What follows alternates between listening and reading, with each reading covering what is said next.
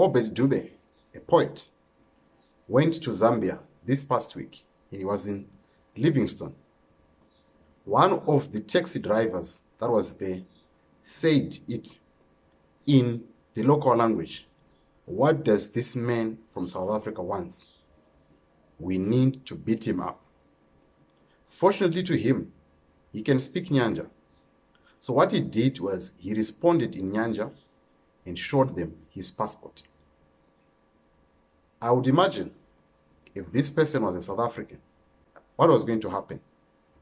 Surely they were going to beat him up.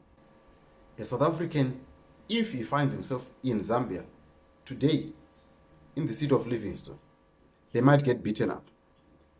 Do you see the risk that you put your fellow citizens when you engage in these xenophobic acts and you start beating up people and saying them, go back to your country, this and that, beating them up? You are not only putting, when you say put South Africans first, at the end of the day, the same South Africans are in danger of being killed in the foreign land. Why? Because you started this war. And the people feel that they cannot come to South Africa and put you to order. But my issue is, I know that you are frustrated, as I said in the earlier video. But the frustration that you are having, you are taking it upon the wrong people.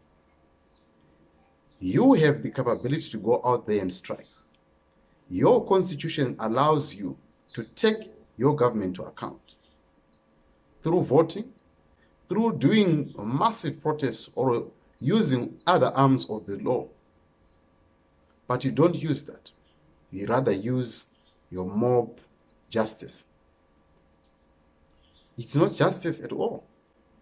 It's the South Africans that are responsible for the influx of Zimbabweans, Mozambicans, Malawians into South Africa.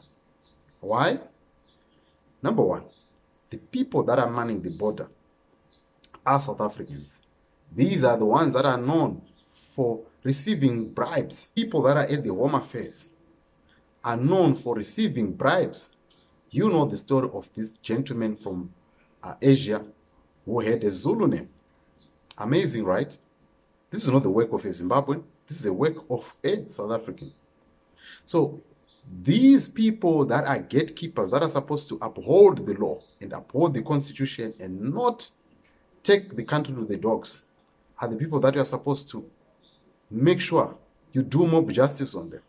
If you do mob justice on them, they are the ones that are going to stop the influx of Zimbabweans, are going to stop the influx of other people.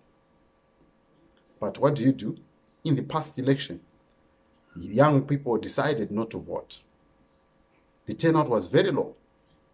How can you expect the government to account if you are not holding them responsible and you are not going out there and voting? You could have taken out ANC government, show them and send them a strong message that you are the ones that has led us to this. And by so doing, we could have seen a different picture.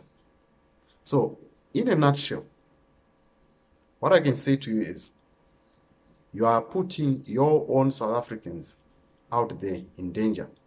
Your trucks are going to be torched because you have started this war and it might not end well.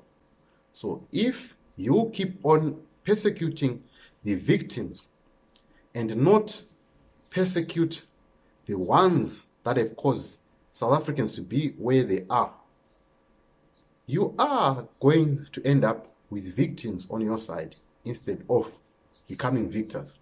I hope you hit to the core of saying, let's hold our government to account. One, by voting, by protesting, stopping all the ports where drugs are coming in. That is the only way you can stop the corruption, you can stop the influx of immigrants, you can stop any other thing that you can think of. But if you keep on pressing the wrong buttons, they'll come back to haunt you.